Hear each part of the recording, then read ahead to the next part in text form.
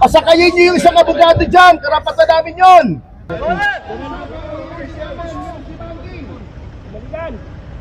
Naka-handcuff na si General Romy Focus. General na yan. Hindi tumutupad sa batas!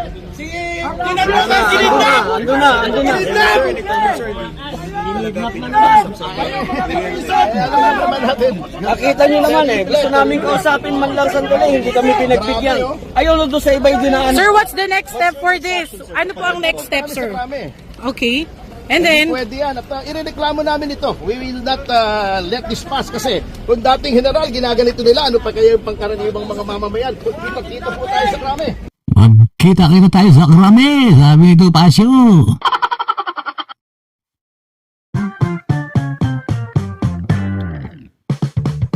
Okay mga kabayan, magandang umaga po sa inyo.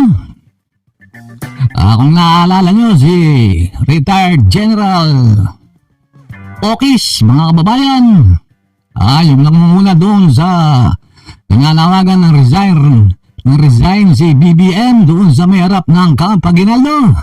Naresto na po siya, mga kababayan. Inaresto po itong si retired Air Force Major General Romeo Paquis, founder ng United People's Initiative. Pagdating ito sa Ninoy Aquino International Airport, Terminal 3 po, sa Terminal 3, galing po siya sa Bangkok, Thailand, mga kababayan. Ba't kasi, alam mo naman, umuwi ka, dapat hindi ka umuwi. Si Pokis po, nahayagang kritiko ng Administrasyong Marcos Jr. ay may kinakaharap na kasong inciting to sedition, mga kababayan, yan sa Quezon City Regional Trial Court Branch 77.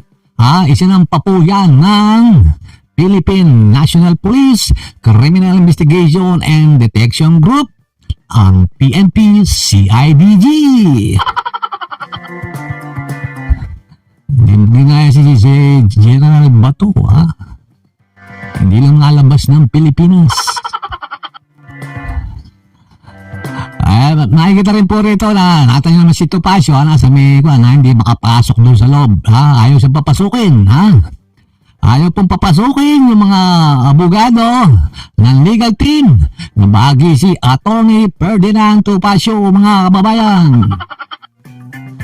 Galit na galit pusong si Topacio, mga kababayan. Paano ba naman? Ayaw silang papasukin. Sabi niya, pangkaraniwang mamamayan daw lang si Pokis. Bakit daw siya ang inaaresto? Hindi po pangkaraniwang mamamayan yan. Kung pangkaraniwang mamamayan katulad namin, hindi ka makakabuo ng rally-rally na yan. Galit na galit si Topacio. Topacio, mga kababayan, di ba? Ito yung nakarang rally, di ba? Yung yatang sunugin yung Malacanang. Bakit si Topacio hindi kasali, mga kababayan?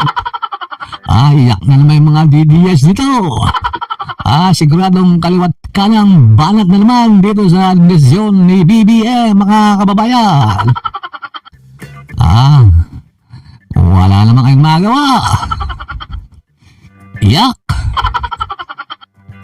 Ayun siya, walang magawa gumaya ka lang kay General Bato. Nanahimik na lang dito. Alam mo namang pag sa Ninoy International Airport ka lumapag, patay, yari ka dyan. Nakatulungan niya si Duterte na dyan si Duterte na resto. Kaya siguro si DPWS Bonoan natatakot na umuwi. Okay, mga babayan. Iyak na naman yung mga DDS dito. Laging banat naman ito kay BBM. Abangan po natin, mga babayan.